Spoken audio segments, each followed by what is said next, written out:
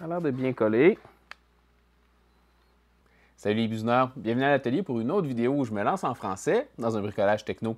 Aujourd'hui, j'ai la chance de découvrir avec vous un accessoire que j'avais envie d'essayer depuis vraiment longtemps sur la chaîne. Et puis là, les étoiles se sont alignées grâce à un partenariat avec le site vevor.com. Donc aujourd'hui, on va pouvoir s'amuser avec leur presse à chaud 580 mm par 500 mm, 8 en 1. C'est parti!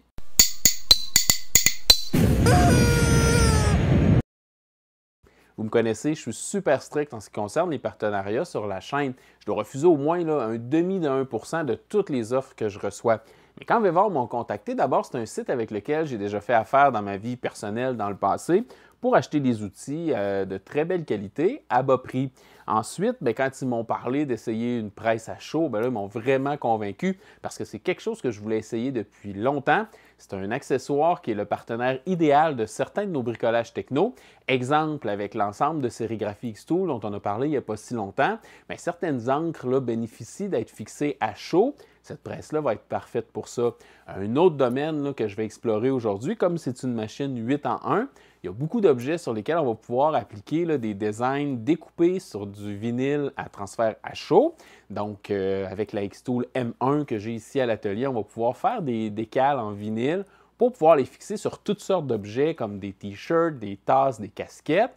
Et si vous avez une découpeuse vinyle style Cricut ou Cameo, ça fonctionne tout aussi bien. Donc, ce qu'on va faire maintenant, c'est qu'on va sortir ça de la boîte, on va faire l'assemblage, puis on va commencer là, à se lancer vers des petits tests pour voir si on est capable d'arriver à des beaux résultats.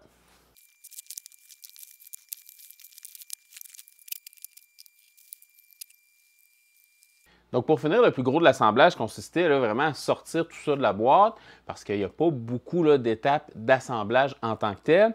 Il suffisait là, de placer le module de contrôle sur les petits crochets placés sur la presse, puis tout était prêt. Donc, on a la presse principale ici qui est un peu là, la partie standard de la chose. On peut presser une grande surface rectangulaire à plat avec la poignée ici. Ce qui est intéressant, c'est que celle-là pivote à 360 degrés pour pouvoir là, faciliter d'ajouter puis d'enlever des objets de sous la presse. Et cette machine-là est une 8 en 1 parce qu'il y a toutes sortes d'autres accessoires qui sont inclus dans la boîte. On a ici la presse à tasse dans laquelle on va insérer des différents manchons chauffants là, selon le format de la tasse. On a 4 manchons de fournis avec la presse. Et là, on va pouvoir venir presser nos tasses à l'intérieur. Et c'est les manchons chauffants qui vont se connecter à l'unité de contrôle principale. À ce moment-là, on déconnecte la presse régulière. On connecte un des manchons chauffants selon la forme de notre tasse. Puis, on peut la presser dans cette presse-là ici. On a aussi un accessoire pour presser des casquettes. Celui-là, il va remplacer, là, on va dévisser puis installer ça dans la presse principale. Puis on va pouvoir, là, avec la forme ici, là, venir presser des designs sur des casquettes. Ils nous fournissent aussi des petites mousses qui vont nous permettre là, de presser des designs sur des assiettes ou des objets plats un peu comme ça là, qui ont une certaine courbure. Je ne sais pas si c'est quelque chose qu'on va avoir la chance d'essayer, mais c'est disponible. Donc, c'est un peu ça l'ensemble ici là, de presse à chaud. On a le module de contrôle qui peut faire aller la presse principale, la presse à tasse, la presse à casquette. Puis avec tout ça, là, on va avoir un gros éventail d'objets qu'on va être capable de presser. Puis une autre petite chose que je n'ai pas mentionnée, tout ce système-là fonctionne très bien pour transférer des impressions en sublimation sur toutes sortes d'objets qui sont faits pour ça. Ce n'est pas un équipement là, que j'ai sous la main ici à l'atelier. C'est une autre chose là, que j'aimerais beaucoup essayer dans un futur prochain. Mais si vous êtes là, dans le domaine de la sublimation, tous ces systèmes de presse-là là, vont pouvoir vous permettre de transférer des impressions sublimation là, sur différents objets. Donc, ça va être le temps de se lancer dans notre premier projet. Pour commencer, je vais tester la presse principale en fabriquant un T-shirt. Je vais faire mon design dans Xtool Creative Space parce que je vais le découper avec la découpeuse vinyle de la Xtool M1. C'est parti!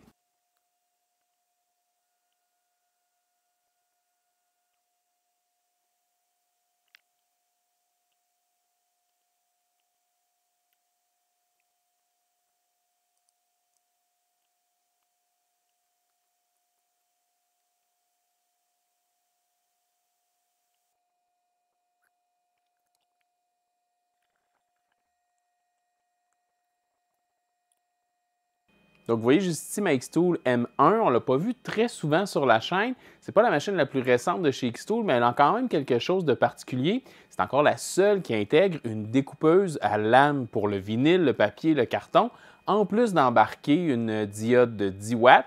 Donc, c'est une machine super polyvalente. Si jamais là, vous n'êtes pas familier avec la M1 de Xtool, je vous encourage à vous renseigner. C'est une machine là, qui peut faire quand même de très belles choses là, si le genre d'artisanat que vous faites là, correspond à ses super pouvoirs.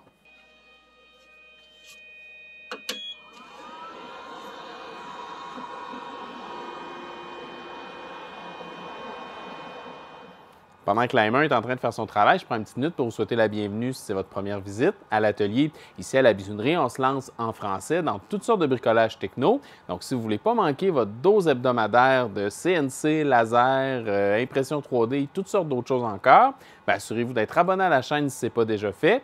Puis activez les notifications. Autre chose, si cette vidéo-là vous a intéressé, vous a appris quelque chose, vous a inspiré pour un de vos projets, bien, gênez-vous surtout pas pour laisser un petit pouce de like juste en dessous. Merci! A few minutes later. Ouais, bien, la M1 a terminé son travail. Attendez de voir la couleur que j'ai choisie. Vous allez voir, c'est fou. C'est pas beau, ça? Un rose extrême fluo. Ça va faire vraiment changement d'une gravure laser. Donc, maintenant, ce qu'il va me rester à faire, c'est de libérer mon design du reste du vinyle avec un peu de désherbage. Puis, on va être prêt à presser ça sur un T-shirt.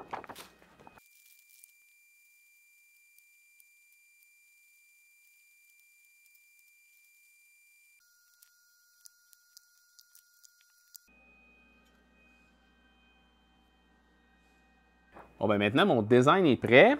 Je m'adonne justement à avoir un T-shirt vert pomme pâle là, que j'avais sous la main. Ça va être parfait pour ça. Avec le rose, ça va faire un super beau contraste. C'est justement la grandeur de mon bon ami Louis-Philippe. Alors, Phil, ça va s'en venir vers toi dans pas long.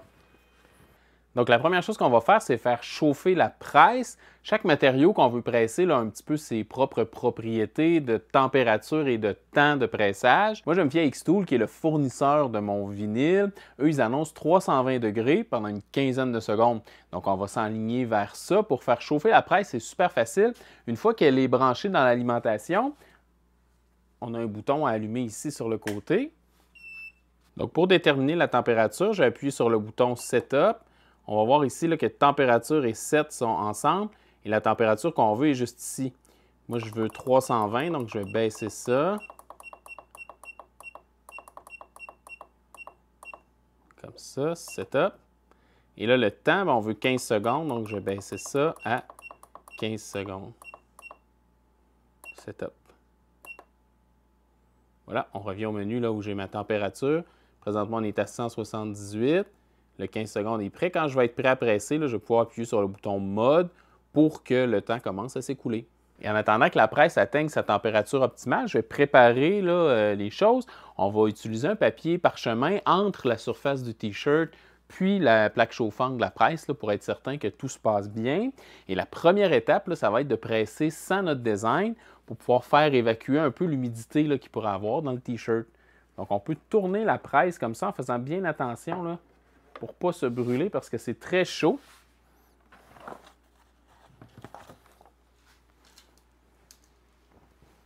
On peut faire basculer la presse. Elle peut tourner là, sur 360 degrés. Je suis un petit peu limité dans l'espace ici. Je veux m'assurer qu'il n'y ait rien de trop fondant en dessous. Et là, je vais pouvoir placer mon T-shirt en faisant bien attention là, pour ne pas m'ébouillanter. Je vais le centrer là, à peu près. Pour le test, ce n'est pas crucial qu'il soit parfaitement positionné. C'est sûr là, que si vous faites des produits pour des clients, c'est peut-être mieux là, de faire bien attention. Donc, mon design va être placé là, environ ici sur le chandail. Je ne le mettrai pas tout de suite. Je vais sortir une feuille de papier parchemin. Puis, on va presser une première fois sans notre design là, pour faire sortir l'humidité du T-shirt. Donc, la presse est arrivée à sa température. Je vais placer mon papier parchemin.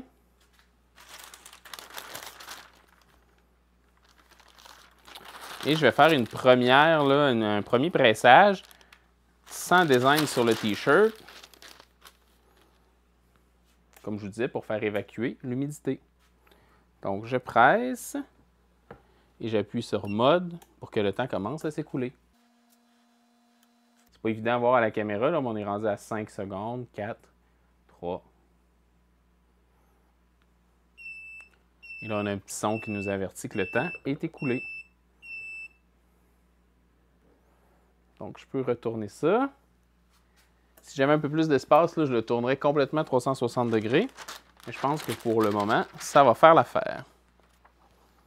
Et là, je vais venir placer mon design le mieux possible sur mon chandail. C'est un design qui a une forme un peu étrange, là.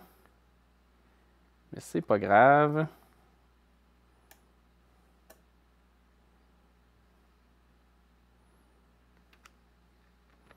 Comme ça, c'est à mon goût. Donc, je vais venir remettre mon papier parchemin.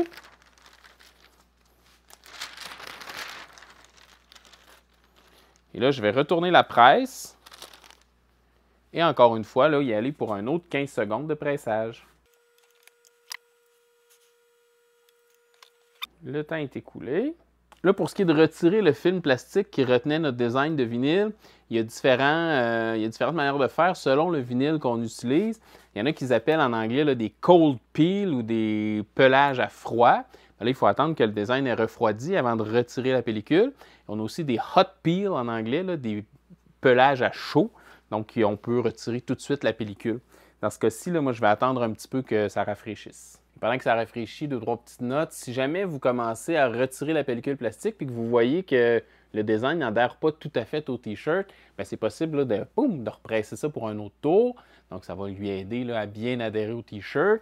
Deuxième chose, j'en ai déjà fait là, dans le passé avec ce même vinyle-là, mais avec une presse beaucoup moins conviviale à utiliser, là.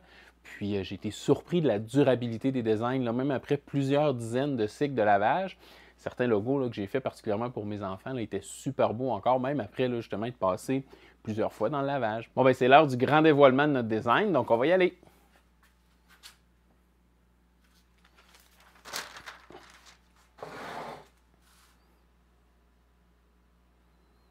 Ça a l'air de bien coller.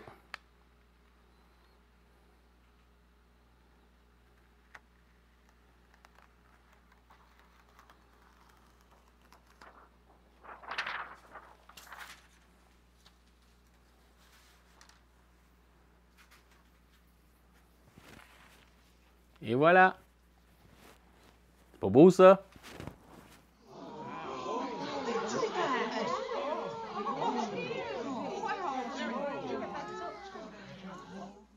Donc maintenant que notre T-shirt est un succès, je suis vraiment curieux d'essayer la presse pour tasse. J'ai un design de tasse à café là, que j'aime beaucoup de ce temps-ci, que j'ai fait il n'y a pas longtemps. Il y a un petit peu un gros mot dedans, là, mais on va le cacher. Puis, c'est ça, je suis impatient d'essayer d'appliquer ce design-là sur une tasse avec la presse à tasse. Le principe de base là, de découpage du vinyle, désherbage, tout ça est sensiblement la même chose. Donc, je vais vous faire passer ça très vite. Puis, on se retrouve au moment là, où ça va être rendu le temps d'installer la tasse dans la presse.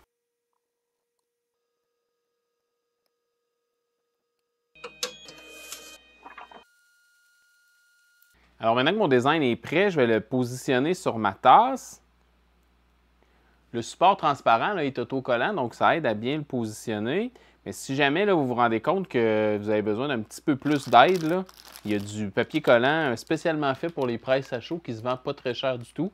Donc c'est possible d'en ajouter à des endroits qui ne voudraient pas bien tenir sur la tasse. Là, je vais m'essayer de faire ça le plus droit possible, le plus centré possible avec la poignée.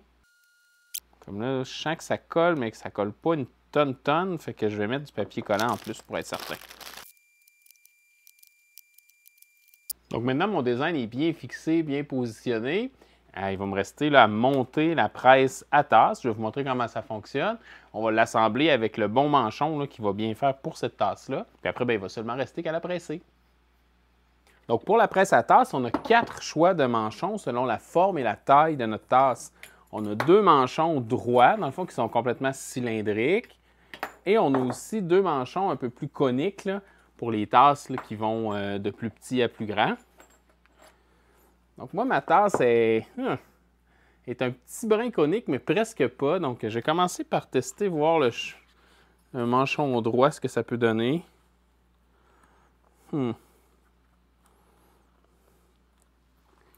Je vais essayer avec le petit manchon conique, je crois bien. Ouais, je sens que c'est mieux, c'est plus ça.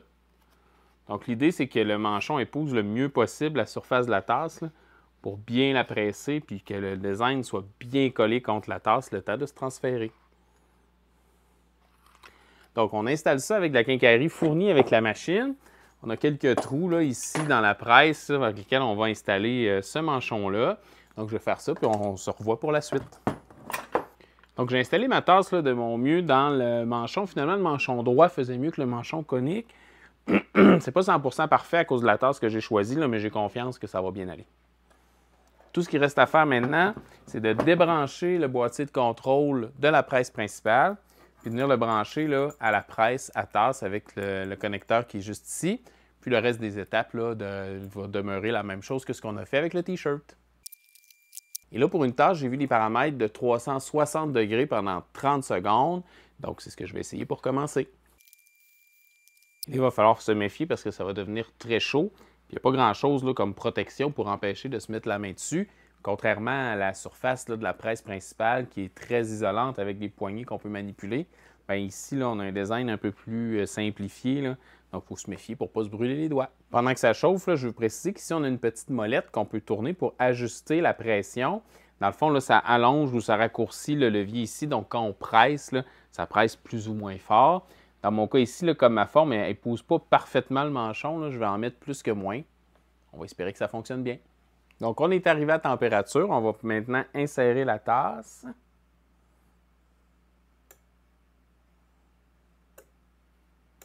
Et on va serrer le manchon.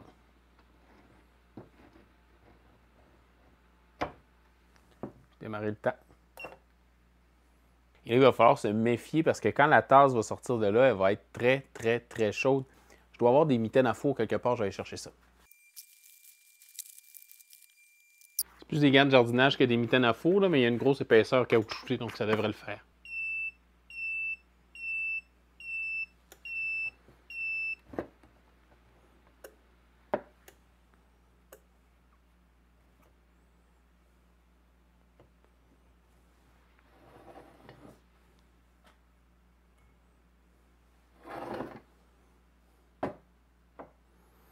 Donc la tasse est sortie du moule.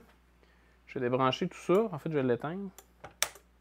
Donc on va attendre que la tasse refroidisse un peu, puis je vais essayer de retirer la pellicule transparente de support. On va voir si ça a bien adhéré. On va se par enlever le papier collant. Puis c'est l'heure de vérité.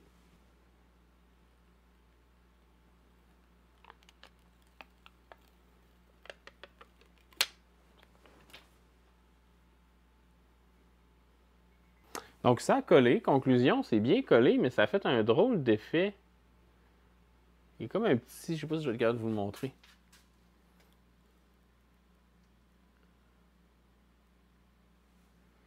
Il y a comme des petits halos transparents autour des lettres. Je pense pas que c'est normal. Il y a certaines lettres qui ont l'air d'être un petit peu déformées, puis on voit des silhouettes blanches autour du rose. J'ai l'impression que je les pressais un petit peu trop fort. Mais bon, pour le principe et pour le test, ça va le faire. Donc maintenant qu'on a passé du temps avec la presse à chaud Vevor 8 en 1, qu'on a fait plein de beaux tests, qu'est-ce qu'on en pense? Eh bien, dans la colonne des plus, je dirais que c'est une machine qui est facile d'utilisation. C'est une machine là, qui ne requiert pas un assemblage compliqué. C'est pas une machine là, qui est difficile à opérer, seulement quelques boutons, c'est super intuitif.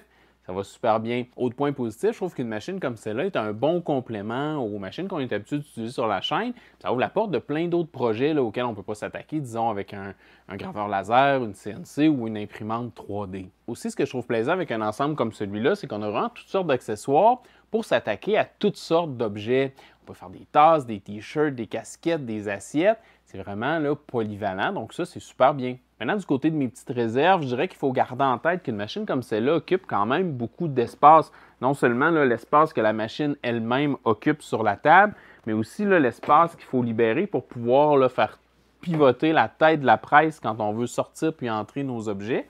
Donc, si vous êtes en manque d'espace, ce ne sera peut-être pas l'idéal pour vous, mais si vous avez de la place en masse, bien là, ce ne sera pas un souci.